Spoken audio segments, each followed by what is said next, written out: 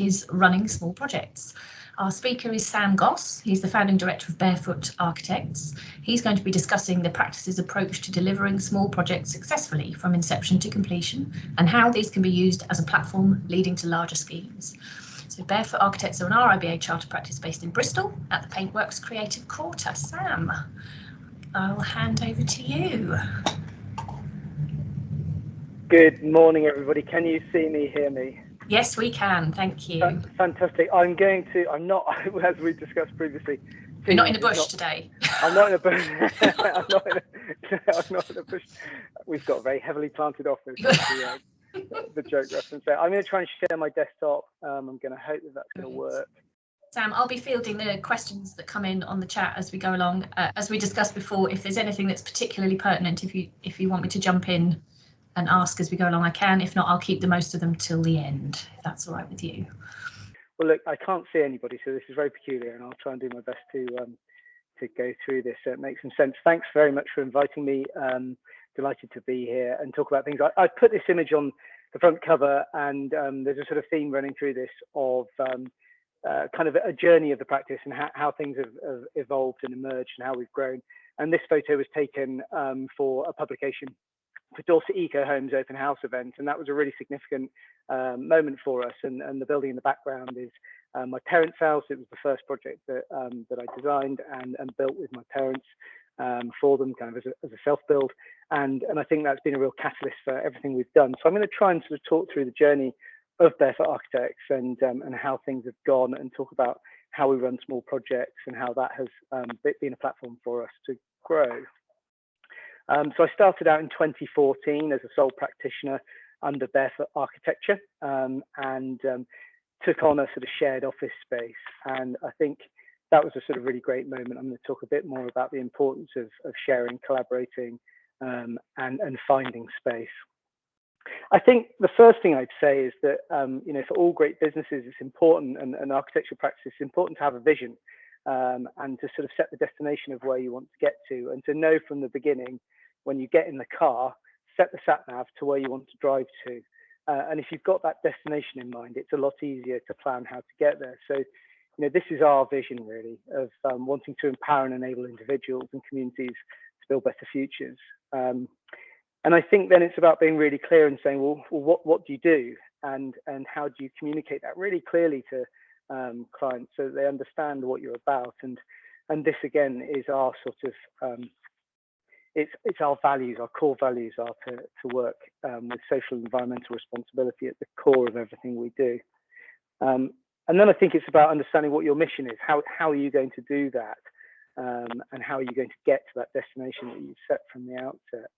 And, so again, we're trying to be really clear with our clients on our website and on our marketing of just saying, we work together with our clients collaboratively, and those values of doing things that are unique, ecological, and community driven, and across a geographic region which we clearly identify. It means that people come to us and they know what they might get, they know what they want to do, and they know potentially how we might be able to help them. And I think those sort of three things of your vision, your values, and your mission are really kind of essential to being able to be a successful practice and business. I think as part of that, once we'd established where we wanted to go and what we wanted to do, or what I wanted to do in the outset, it was important to establish who do you need to bring on board to make that journey fun, to make it successful, to ensure that you can undertake your mission and get to that end point. And so for me, it was quite quickly obvious that I really needed help. There were skills that I had, and there were skills that I clearly didn't have in both business and practice and architecture. And so for me, it was quite clear to want to bring on board a partner as a sort of equal shareholder. And so Rob, I'd become friends with. We'd grown together as mates surfing, and both worked at FCB Studios in the past. And I think what I found in Rob was that we had a really complementary skill set. And what I'd say to anybody thinking about kind of growing their practice or moving from sole practitioner, I think it's about ensuring that you find somebody with complementary skill sets and not necessarily the same. I think Rob and I have this kind of real balance between us of a sort of, a good marriage that's very complementary. We always complement each other, Rob, don't we? Rob's sitting next to me. He looks very nice today. Well done, Rob. And then I think once we've sort of set out that we wanted to work together, we did a bit of homework really to find out, what do our customers, our clients actually think about architects, small practices, and what we do, and how can we develop a business and practice that responds to that in a really clear sort of way. And I think this document, for anybody that hasn't read it, is just, it hammers home a few really, really key points of what architects are bad at. It talks, and I always focus on that. What can we learn from these things? We're great at design, but we're rubbish with fees and time and communication sometimes. So I think that became our real starting point of how do we build a practice and build small project work off those understandings. And another key document that we looked at talked about where architectural practice can be financially successful. And there's a sweet spot of sort of between 6 and 9 people of earnings. And then when you go beyond that, you can see that it actually starts to get really difficult until you get to be a kind of massive practice of about 125 people. And so for us, we were always quite clear that we wanted to be one of those sort of small, medium practices that's in a sort of sweet spot. One of the kind of key lessons I think that we've learned is to value your time and your services from day one. So not only is it important to sort of start your business as you mean to continue with that kind of vision and idea of where you want to get to, it's also important with your clients to acknowledge that the value that you bring should be identified from the outset. And so we charge for every initial consultation we undertake.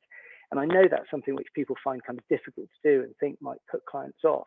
And we've almost never had anybody turn us down on the grounds of it being a charged item. And we're really clear that that initial consultation is a service which provides something very useful, regardless of whether or not the client chooses to proceed with us. And we explicitly state to them that there are other routes than just working with us. We're very happy to treat it not as a sales exercise, but something which is explorative, communicative, demonstrates we're prepared to sketch in front of them, share ideas quite quickly on an iPad. And the number of times we win jobs as a result of that paid for process is extraordinary. And indeed, the client for this job that we won recently said it was the one thing that stood us way apart from every other small practice that he'd spoken to. And he'd gone through a really rigorous process. So give something useful, charge a small amount. And I am going to go on about this because I think it's so important that it establishes a transactional relationship where ideas have value and you are prepared to give them, but they are prepared to pay you. And we've done it on an hourly rates basis in the past of a reasonably, a reasonable charge of something like 75 or 85 pounds an hour. And what that does is it gets the client, I think, in a mindset saying that is what your time is worth. And they understand that from day dot. And if they're not prepared to pay for that, then they're probably not somebody you want to work with. Once we've sort of had that initial design consultation, we always offer a really detailed, thorough fee proposal, which offers a choice of service, recognizing that different clients want different things. So we refer to those as sort of basic, standard, and enhanced packages. And the McDonald's thing of do you want fries with that? It's a way of us managing to get into a project on perhaps a relatively low fee to begin with, and then upselling additional services which the client later realizes that they want or need.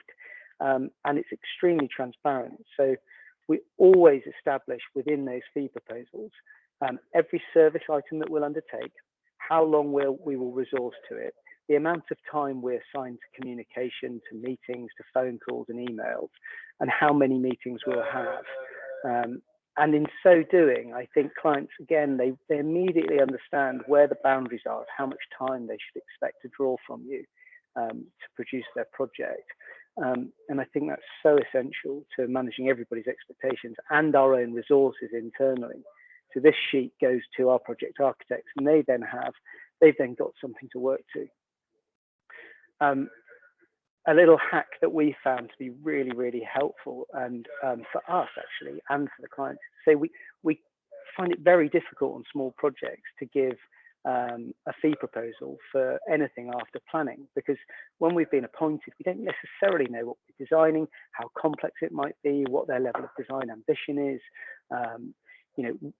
and fundamentally, what the project is. And so we keep our powder a bit dry by not giving the stage 4 fee until something like the end of stage 2. And in so doing, I think that's a really good way of not terrifying the client with our overall fees for the project. And it also gives them choice. Some clients do only appoint us up to planning, and that's absolutely fine. Again, it's about being flexible in the service that we're prepared to provide for people. Drawing again from that starting point, an architect's not really being very good at managing time. Rob is fantastic at spreadsheets, and so we've developed these systems of sort of smart fee templates and smart time planning that again allows us to communicate with our client from the outset how long the different stages are going to take, both at a high level in that top chart, talking through the entire process, and then in a really granular way with every line item that we'll do. And also then starting to manage their time and expectations of when meetings will happen and the frequency of those, so that everybody understands from the outset where we're going.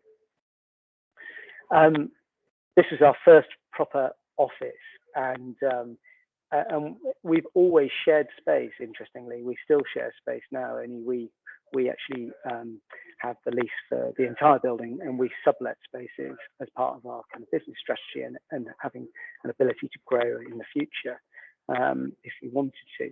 Our first office, we were really lucky. The RIBA Southwest had a mezzanine space that came up the day we were looking for an office, and I think having them as partners within our space was fantastically useful on many levels. And but I'd encourage anybody to share space with other practices or other disciplines, because there's just this sort of great sense of richness in collaboration, networking, and diversity. It was also a really good opportunity for Rob and I to design our furniture, get some bespoke worktops made, and to sort of tease out using IKEA kitchen cabinets to define our space, which we then immediately used as a sort of launch opportunity to network with other people. And I'm a really big believer, and obviously I'm talking to a field of architects at the moment, but I wholeheartedly believe that we should be outward facing as professionals and not inward. And so every opportunity I get to go and talk to solicitors or Rick surveyors or have a party, we jump at that, because it's that diversity that broadens your network and brings work into you from other areas. Only talking with other architects will never win you work, really. The other thing that I did from day dot, first project I built was with my parents, and I've subsequently done projects with my sister, for my mother-in-law, and close friends. And I'm a big believer in doing that, because actually friends and family are unbelievably more trusting of our skills, capabilities, and ideas in my experience. And the thing I love most about working with friends and family is you get to go and visit and stay after the project's completed, and so doing you can just learn a lot more about things that have worked, things that haven't, and I think have real honest dialogue with them. And I feel really privileged to have those opportunities. And talking of opportunities, I mean, obviously the chance to design and build a house with my mum and dad in the back garden actually came back when I was a Part 1 student. So I first designed this when I was a grad doing my Part 1 placement. And I've always said to everybody, all students, if I teach, it's about grabbing every opportunity you can and making everything of it, and this was such an extraordinary trajectory of growth for me as a person and as an architect. And so the sort of, I guess the kind of meta message here is that the importance of building physically yourself, but also building yourself as an individual through your knowledge and learning in order to continue to grow. So, we still invest a lot of time in CPD, in reading, and in diversity of our reading and thinking as well. Now, this project, and I use this for the front cover, this meeting that's photographed there was the moment when we had a Dorset Eco Homes open house event, and I got to meet a range of prospective clients. And that outward facing moment brought in some residents of Bridport co-housing who loved the story of this house, that we built it out ram chalk taken from the site, that it was a timber frame, we used ecological materials, and it really aligned with their values so strongly that they invited me to go and talk to them. And it was through that openness of and willingness to engage with a real range of people that won us the commission to design the common house for Bridport co-housing. And so, Bridport co-housing was the first major project which I was appointed to in 2014 that enabled me to launch the practice. And I'd started off just working on the common house, but I'd really engaged with the client group. I'd put myself out there, and as a result, I think it's 3 years after that moment, we were appointed to design the housing for the whole scheme, which is it's now the biggest co-housing project in the whole of the UK, and is a sort of fabulous launch pad for community projects that we've kind of developed into.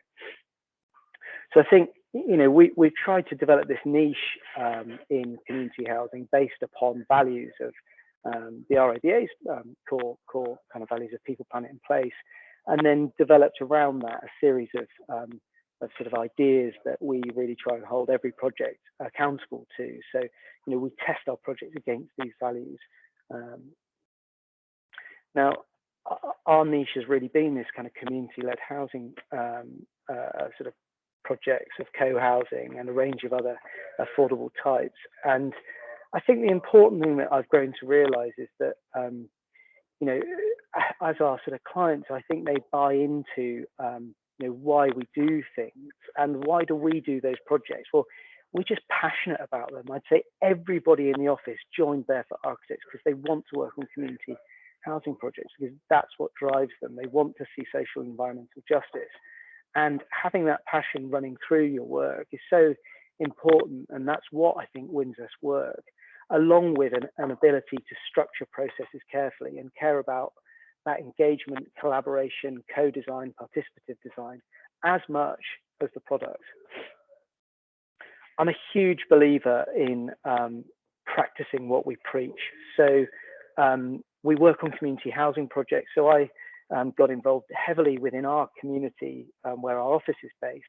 I went to community meetings, in churches, sat in cold libraries and talked with our councillors. And we formed this group called Spring, which allowed us to sponsor events and make things happen on our doorstep. So as Barefoot, we've collaborated with a range of stakeholders in our community, held street markets. So I'm a massive believer that as businesses, we have a kind of social responsibility to invest in our communities and to give back. And I think so we've done that and used it also then as a platform to make much wider connections within our council, with the local councillors. And those meetings and relationships we formed have undoubtedly gone on to secure us way bigger projects than we ever should have been allowed to win, because they then advocated for us as referees. And also, I want to market in my local car park because it's a terrible place, except when we've held these events. Again, so saying we stood out on a street one Sunday for a community event, Jess and I, and so we just practiced what we preached. We said, look, let's go and ask people what makes Brislington special, what doesn't make it special, and what could make it better. And this is a sort of a really quick bit of work for us to orchestrate for free and for fun and out of interest and genuine passion. It kind of spawned all these amazing other things that we just sort of never knew could exist. I think throwing ourselves out into our community has been great fun, and I want to do that more. And I always talk about it, so stick your neck above the parapet. For us, and that sort of meant we got bigger projects. We've had to grow a team, and I love working with our team. It's the thing I think in my life, our practice and everybody that we have around us, I'm most proud of, really. And Jess in the background holding the ropes there. I remember day one when she first joined me. It was the biggest risk I'd ever taken. It felt so nerve-wracking to have a member of staff, and she's still sitting in the corner over there doing amazing work. And that kind of growth of us as individuals and collectively has been amazing at developing. And to do that, I think we've always tried to develop a culture that's unique to us as Barefoot Architects. And for us, we share lunches every day. We take it in turns to cook for each other. So that this is from yesterday. And we took a move 20 months ago, nearly 2 years actually, to work a 4-day week, which a lot of people thought was absolutely mad. But we've done so much research, and we've been talking about the kind of importance of having extra time to spend with your family, to work on community projects, to pursue your passions and hobbies, the importance of having better rest in order to be really laser focused when you're at work. And we've done that very, very successfully, out of choice, working Monday to Thursday. And again, the team led the decision that we would pay everybody 80% of their salary for 80% time. And almost every quarter, we've given a 20% top-up bonus to get people back up to 100% of their pay, except for last summer because it was a bit rubbish. We've done a lot of research recently on kind of marketing and strategies and how to work successfully as architects. And the kind of big one is go for the work you want to do and market that, not what you're currently doing. And I always take Strom Architects as an amazing example of that. So Magnus, who's won many awards now, developed a concept of super houses, designed some things speculatively, got beautiful visualizations made, pushed them onto the international platform through Design, and then won those clients as a result. And he's now doing projects in Virginia and New Zealand and the UK that are spectacular. So go for the work you want to do, not what you're necessarily currently doing. We've also then turned that into little kind of pamphlets, leaflets, downloads, brochures. And these were some of the first that we did for the individual houses. And we took these to a prospective paragraph 55 client in West Sussex. Again, it's an amazing job that we were punching for. He took these and he just said, oh, I want one of those of my project. And we were appointed on the journey home in the car. And he didn't even bother to talk to the other architect he was going to interview. As I said a moment ago, I think always put yourself out there. Be prepared to have an opinion and share it with people. If you've got something to say it, and don't worry about it. Prepare to fail. And every time we do, we just learn and we grow and get better at what we're doing. For us, kind of, winning work, how have we done it? We've never been the biggest practice. We've never had the best track record of this, that, or the other, but we've always tried to be memorable. So, for this community housing project in Frome, we baked a cake of the site and we made little marzipan houses that we invited the client group to put onto the site and talk about kind of diversity. I write poems and I get down on one knee in interview and I write and I propose to them that we want to engage with them. And so, I call it kind of being seriously silly, because I think that there's always got to be a message in there that shows that we thought about these things, but it makes us memorable and stand out, even if we're not the biggest fish in the pond. With competitions, we kind of quickly realized that, from Emmett Russell Architects, fantastic practice in Bristol, who we have huge admiration for, Tom was winning all these amazing European competitions, but they never got any work from it. So when we have entered competitions, it has to be about us testing the ideas we want to talk about, we want to develop, and then pushing that out into the world. It's never been about getting any work. One of the things we've done in the last 12 months is hired a business coach. We've all been trained highly as designers and creatives, but no one ever taught us how to run a business. And so, for the first 6 years of Barefoot Architects, we've done it through reading and on a wing and a prayer, and it's sort of got us so far. But now we recognise the importance of actually having some assistants that we've brought in, and Action Coach in Bristol has been really fantastic at helping us. And I like their sort of mantra: focus on being productive, not just busy. So true for me now as I get pulled in many directions. Another great thing with small projects win big awards, right? And I just think we were fabulously blessed to win the 3 RIBA Awards for the Core 10 House. And again, that was just such a wonderful alignment of great site, great client, great project architect, great contractor doing a great project. And hands down, I would be an ambassador for the RIBA Awards. We've definitely, since winning that, we've had more inquiries, they've been better. And the important thing now for us is then sort of tracking and recording our conversion rates. How many of the leads that we get in do we actually convert into jobs? So, kind of what's next for us? Well, Action Coach always, they say to us, if you're not growing, you're dying, which I think is an interesting one. And we've always, we're very determined that we will grow slow and we will grow strong. And we believe that that's a much better and more sustainable way to build a practice and a business. And so, so far that's been working for us. And this is a lovely project that is currently about to go for planning. And then one final slide, which is a bit of an odd one, but I think we've got to this place where now we just recognize the importance to systematize everything we do as an organization, and the importance for everybody in business and everybody as a sole practitioner is that there's a danger of becoming the system yourself. And if you're the system, as soon as you get anybody else in, they cannot work with you. So actually systematizing as many different components of how a practice is run, we have found to be a really sort of successful way of having clarity about what we're all doing when we're doing it. And here's an example that Rob's put together of our client journey. So how does a client come to us? When do we respond to them? And how do we convert them into becoming a client? That is the end of my talk. Not bad timing. So thank you so much for listening. That was absolutely perfect timing. Well done. Shall I stop sharing? Yeah, you can do. That would be great. Thank you. That was really inspirational, Sam. Thank you. I think you've really, I know certainly for our regional group, you've really tapped into the kind of the point where a lot of our practices are in terms of their growth. So to hear your experience of that and your tips is really useful. One thing that's we've had a lot of discussion about in our newbies group is fees, and Thomas Miller very kindly came and talked to us a while ago and showed their kind of fee structure, this sort of basic, better, enhanced sort of three-stage process, which you guys do as well.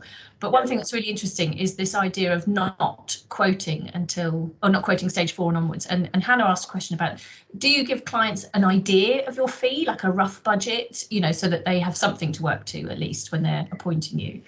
Yeah, that's a great question. So, we base our fees ultimately on percentages, actually. That's how we sort of start them out. So on the summary page of our fee proposals, we'll say stage 1, stage 2, stage 3 fees, and then 4 TBC. And then we put in the percentage equivalent of that fee up to planning and the percentage fee for the total project for each of those service levels. So they can see, okay, well, the standard service, it will be 10% of the stated budget. So we're quite clear on that, and that gives them an idea. And the other thing we always do is in the same way that we've assigned time to every task on each of the first 3 stages, which are relatively low, we also show all of the time that we think we're going to allocate to stage 4. So we hope that gives the client the opportunity to see that, okay, well, there's lots of tasks and there's more time against these, and therefore, there should be, we hope, an understanding that there's going to be another reasonable sum there. Right. Yeah, that's really interesting, because I think, a lot of clients would, certainly in my experience, would probably go, well, why aren't you pricing it? And so to explain to them that kind of reasoning, I do get it entirely, because how do you know what you're pricing before you've designed it? Exactly. It's impossible, isn't it? So that's really fascinating. And then the other thing I'd just like to ask, we actually haven't had very many questions in. I think you were just so engaging that we were all just a bit, dumbstruck, which is, which is great. The question I wanted to ask was about your decision to go down to a 4-day week and how you made that, because I certainly, in my experience, I've probably found that since being self-employed, I probably work more hours than I ever worked before. So the idea of kind of finding that balance sounds brilliant. Yeah. Well, I mean, again, we'd all sort of we all listen to lots of interesting podcasts and read around kind of, future economics and, where are we going and what would be good for society. And I think we just sort of thought, actually all of us, I mean, everyone's got kind of quite strong interests outside the office. And I think they just wanted the time to pursue those for different reasons. And I think, Rob in particular was super keen to do it. So I think kind of just said, let's take the leap of faith here and go for it. We've all of the research across every single business type around the world suggests that working a 4-day week is more productive and businesses grow as a result of it. So architects, we think we're so different to every other business type, and we are not, not at all. And so our view is, look, let's try it. Let's try it. And if it fails, we'll move back. And from the moment we started it, I think everyone was happier, everyone was healthier, everyone was more focused in work. I think that we started being more productive. We saw turnover stay at a par, if not slightly increase over a longer period of time. And as I said, the only time things have dipped was in the summer just gone. And I think that was kind of post-COVID. Yeah. Like the world just went on holiday and said, down tools, no new projects. We're not doing anything on what we are doing. Yeah. Yeah. That's so interesting. Yeah, and I mean, I think we all just have to discount what happened during COVID, don't we? As being too weird to count towards anything. Amy's mentioned, put a question in about, can you tell us a bit more about taking the big leap into taking on staff for the first time? She's looking to expand due to workload, and actually that's really interesting because one of the first people I took on was an administrator. Interestingly, because it just freed up my time so hugely. So I'd love to hear your experience. Yeah, I think that's super interesting. So I think if you do take on staff, as I said, I mean, we came to it a little bit later, but systematizing things as much as possible. I think that makes it easier for people to come in. So, the good thing with architecture is that the RIBA plan of work, in many respects, is a system. So I think in terms of what our sort of deliverables and how we operate, we've got quite a good handle on our system. There's more prosaic things than that I think then need consideration, which everyone gets into. Have you got a really robust filing structure? Have you got scalable email hosting so that you can easily get somebody in and just add another account? So I think some basics like that are important. Working out what your file sharing structure and system is going to be. Do you buy a solid state server, or do you go cloud-based? And operate through Dropbox and things. And I think there's no right or wrong answers here. And certainly we've always stuck to having a server. That was our go-to file sharing method, and we've retained that, and I think we'll continue to for the foreseeable. So I think having systems in place, I think what coaching has taught us is to spend time on our business, not in it, recording how we do things. So if you're expecting any new member of staff to come in, have you got a manual for what your procedures are? But almost any, and I think for the key areas that you're undertaking and the expectations you have, it's an incredibly useful way of structuring your own thoughts. So when they come in at day one, you've already recorded, some of the basics. These are the hours we work. This is how we answer the phone. This is where new inquiries come from. This is how we try and convert inquiries. This is our format for issuing fee proposals, appointment documents.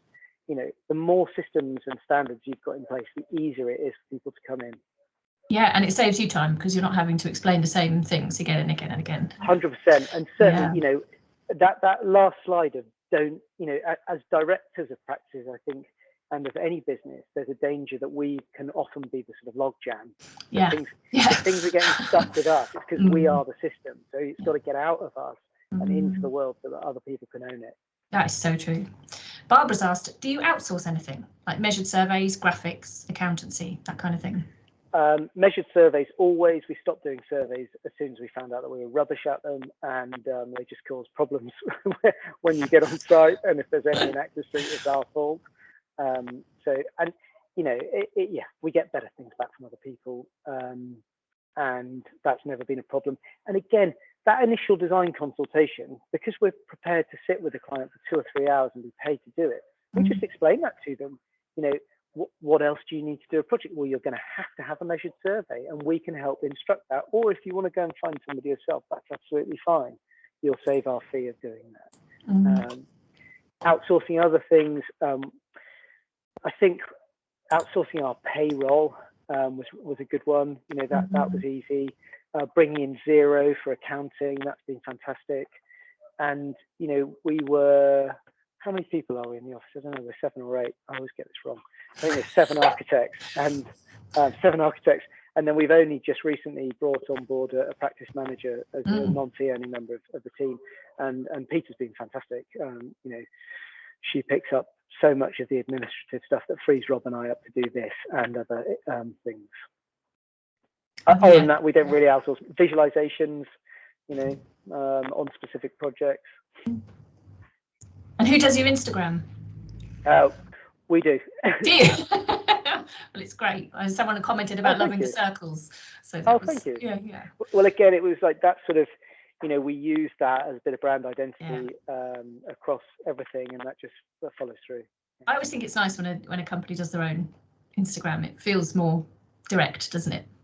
Yeah. Thank you. No problem. So Anna, very interesting. I don't know what point you joined us, but we've just had a presentation on MBS specifications. And do you use MBS? And at what point when you set up your business did you start using it? Because my God, it is expensive.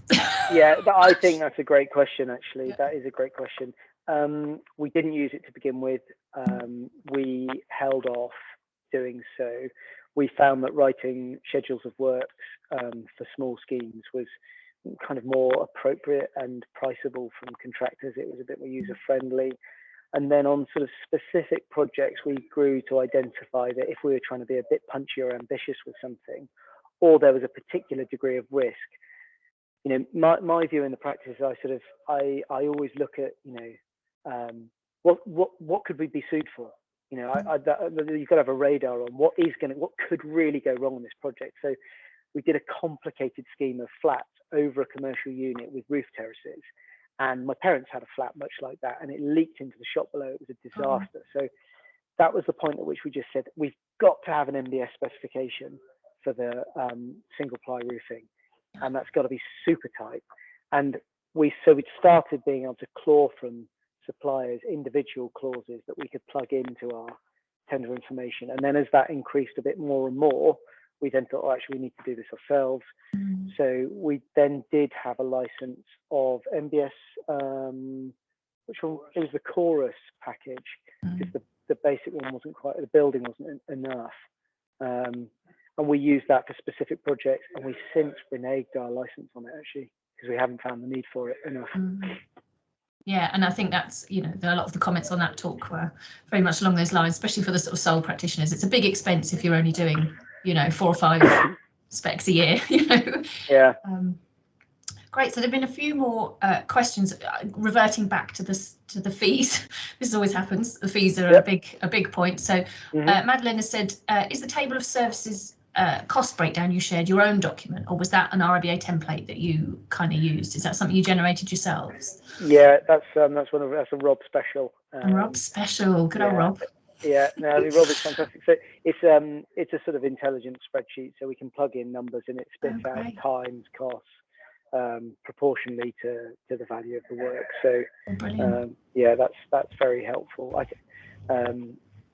don't know what the RIBA new fee calculator looks like, but I think it could be good. I think so. There's a comment we had back from David's tutor or part 3 examiners. They said it was the most detailed and transparent fee schedule they'd ever seen, and that they were really interested in it. Yeah. And I think for us, all of these things come together, right? So because we're super transparent with our clients about we're going to spend this long on each of these items of work, the project architect knows that that's the time they have assigned to do it. So then you have to work to the time and not to the task. If you've got half a day to do something, do it in half a day. Well, we could all spend 5 days on it, but just don't. The client knows that, the project architect knows that, and that's what enables a 4-day week. It's about laser focus when you're at work, and when you're on, you've got to be on and you work to the plan. Yeah, that makes complete sense. So Michael has amusingly just chipped in with the RIBA fee calculator is hopeless, but as this is an RIBA event, we might just gloss over that for the time being. I haven't used it. So. No, it's fine. I'm sorry if I'm mispronouncing this. Reza has got their hand up. Would you like to unmute yourself and ask your question? What's the last question? How did you manage your relationship with your family during those projects? I assume that there was some moments that things didn't go as planned. That's a good question. I made my mum cry once during the project. On purpose, or no, and it was over the socket plates and light switches. It was the most trivial thing in the scale of the whole thing. And it was one of the worst moments of my life, I think. I think it made, I was in tears after. I was so upset. I upset her about it. I rode off on my bike and then went for a run. I was like, oh, this is awful. So that was the only pinch point. I mean, my mum and dad were extraordinary clients and very kind of trusting. My sister, no, things were great with them. That went really, really well. They found the builder. They kind of led that side of things. That was helpful. And, you know, it was kind of interesting. The contractor sent us photographs, and we, you know, the only awkward bit was that they put the steel in the wrong place. And when I had to phone up my sister and say, oh, the builder's got this up, we need to take the steel work down and do it again. And then thankfully, you know, we'd drawn everything in a lot of detail. So the contractor just said, oh yeah, that was stupid, wasn't it? We better do that again. So, I mean, look, I think we've been really, really lucky. And with my mother-in-law, I mean, I think it's about, as a practice and as our ethos, I mean, of course, I've got an ego, we all do, but we try and remove our egos as far as practical from the process of our project work, in order that, you know, if it's a client's house and the client wants to do something, like I disagreed so vehemently with my mother-in-law on their layout, but it's her house. So, you know, we didn't fall out about it. I said, you know what, it's great. If that's going to make you happy, let's do it, and we'll make the best job of it. Don't worry about it. Yeah. At the end of the day, the customer is always right, aren't they? Customer's always right. Yeah, I think managing your ego within these things is super important, and just acknowledging, you know, what your role is. And ours is to facilitate, enable, and help. Absolutely. Does that answer your question, Lisa? Is that all right? Yeah, thank you. Great. You're a very brave person to take on family projects. Nonsense. They're great. I would do it again and again. You've obviously got the right kind of family, Sam. Okay. I think that's about our time up. Becky, so thank you, Sam. That has been absolutely fascinating. And, you know, there's been a really, I'd advise you to read the chat if you have time before you leave us today. There's been a lot of really nice comments about how fantastic you've been. So thank you so much for coming to talk to us. Oh, it's an absolute pleasure. I really enjoyed it. It was good to put it together, and lovely to virtually meet a bunch of name tag initials. Lovely. Thank you, Sam. And Becky, I'll hand back over to you.